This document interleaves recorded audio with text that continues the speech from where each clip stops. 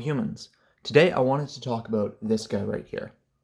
So this is a military example of a trench lighter. So trench lighters have been around since, at the very least, the First World War, and the idea is that they're sort of craft-made or homemade examples of lighters that were made in the trenches by soldiers. They were especially prominent during World War I because there wasn't really any good lighter options at the time. You had stuff like the Ronson pistol lighter, which worked but was a little bit bulky and wouldn't hold a flame. It was just good for lighting a kerosene lighter. And you had examples of things like the Forever Match, which again worked, but were larger, bulkier, and a little bit more of a pain to light and maintain.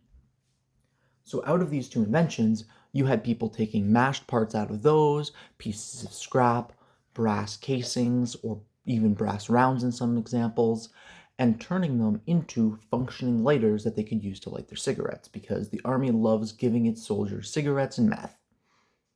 I wish that was a joke, but no. So you end up with lots of examples of stuff like this, where a mixture of skilled and unskilled craftsmen work to make functional cigarette lighters in the trenches. Now, obviously, these lighters could be used for other things. If you worked with a blowtorch, you could use it to light your blowtorch. If you needed to set a fire because you were in a scout or something like that, you could do it. But by and large, these things were simply cigarette lighters for the people who are sitting there in their trenches waiting to die. Dark enough for you yet? Great. I don't actually have a date for this particular example. I happen to find it in a military antique store in Victoria, Canada. Other than that, I can simply just start listing what it is. So as you can see at this top section, it seems to have been handmade, not lathed. You can see the very, very rough marks where the taper goes in for that nice rounded point. However, on the opposite side, you have these, they appear to be freehand machined. They're not quite uniform, and in some places they start closer or less close to the edges, and they're not, all the little hatches are not the same row to row, but they are very competently machined knurling on the other end. So this almost feels like the work of either two different craftsmen or the same craftsman on a tighter or less tight build schedule. Because this right here is very, very roughly done. It doesn't seem to be filed or anything like that down. It just seems to be pushed. Probably tapped into place with a hammer and then smoothed over with a belt, would be my guess. In order to open the lighter to use it, you have to unscrew this cap, which again, very, very competently machined threads, right? Even this little recess right here to prevent any grime from getting into the threads seems to be very well made and machined, and the mate of the threads is very competently done on the cap. So I feel like this inwards taper is just some quirk of either time or experience in doing this particular type of work, but it is very competently machined. And let's see if this will do the thing that I needed to do. You can see on the inside there is marks of a lathe and evidence that this piece has actually been worked on a lathe at some point in its life. So it's not like the top had to be done by hand, it just simply was. Onto the lighter portion itself, you have what seems to be the flint out of possibly a pistol lighter from Ronson, and it is very, very nicely hand pinned into this upraised section, which, again, look at these tooling marks of just hand filing this into shape. It is very, very much a craft-made tool. The wick is a mixture of cotton balls and cotton cord, and it takes standard size Zippo lighters. Let's see. Oh, come on, I give you lighter fluid. It is a little bit of a pain to light, but it is not impossible. Except apparently for right now, so maybe I won't get it to light. Oh well. Anyways, it does light, it's just a little bit of a pain to do at some points in time. But it operates very, very similar to a Zippo. Spin the wheel, or most lighters nowadays, to be honest. You spin the wheel, it throws some flint onto it throws some flint sparks onto this wick, which operates like a soaked rag. And if I close up this end, we can actually see the other side of it, which is basically just some cotton. It looks just like some cotton fiber shoved into the main body of this guy right here, being used to wick and hold lighter fluid. As you can see, it has been wet. Another very, very handmade piece, this pin with that, again, hand-cut slot through the middle of it to function as a flathead bit, is a little tiny screw, brass screw that holds this spring into place. There's a tube with threading about a third of the way through it that goes from up here to just underneath this steel where you can place your flint. And with the spring on the inside, it's what keeps pressure on the flint up against the steel to make it easy to spark.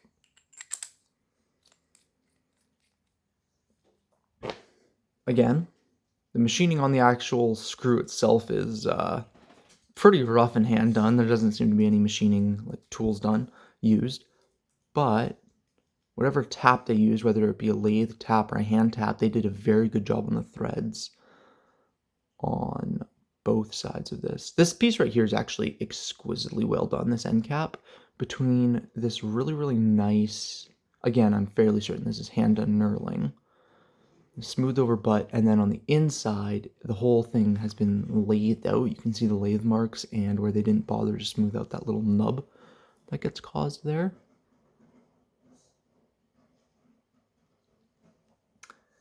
And then on the opposite end of the tooling spectrum, you've got that bolt, rough square bolt with a very, very much seems to be hand cut line through it. But you pour your lighter fluid in here, close up this end cap, flip it over, unthread the top, and in theory, the wicking effect will bring your lighter fluid to the end of the wick, and you can do, oh, there we go, that. In order to shut the lighter off, you can either blow it out or take your cap and just stick your cap on, which will deprive it of oxygen and kill it. Both ways work fairly well. In terms of use and carry, it's not too fat. Like, it feels very close to a 1/2 inch in diameter, potentially a little bit bigger, but it is quite comfortable to hold, and it's not uncomfortable to use. It is a little bit of a pain. It is a little bit finicky, as you get with a lot of these sort of craft-produced tools, but it does work, and it would be a lot smaller and easier to carry than either a pistol lighter, a Ronson pistol lighter, or some of the Ever matches, whatever they called them, forever matches, that were also very, very popular during the First and even into the Second World War. After sort of the Second World War, there became less and less of a reason to make stuff like this. Most militaries by that point were issuing either Zippo or the Ronson one-stroke lighters to their troops, which means that there wasn't very much of a need for troops to make their own lighters. You could go to Canteen and you could buy another one, or you could get one from the local population a lot of the time. Coming around to the end of World War II especially, lighters were not a difficult thing to find.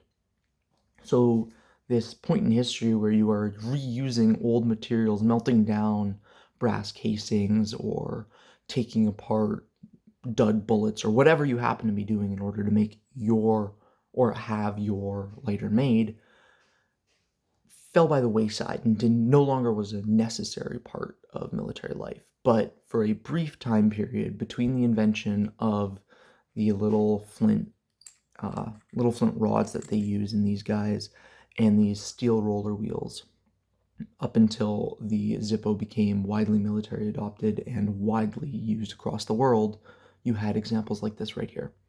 This gorgeous little trench lighter. In terms of my personal use, I actually don't carry this guy very often. I will occasionally if I'm doing like a theme day, if I'm carrying like brass and leather items, or if I'm doing a historical carry for whatever reason, you know, dressing up, doing a cosplay. There are times I will carry this, but by and large, it just sits in the middle of my lighter collection. I'm quite proud of it, and it's really, really fun to keep this guy in working order, even if it is a little bit of a pain to use sometimes. Yeah. Overall, that is all I have to say about it. Wow, this guy does not want to light. I hope you liked this little slice of history. Stay safe and have fun out there. Peace.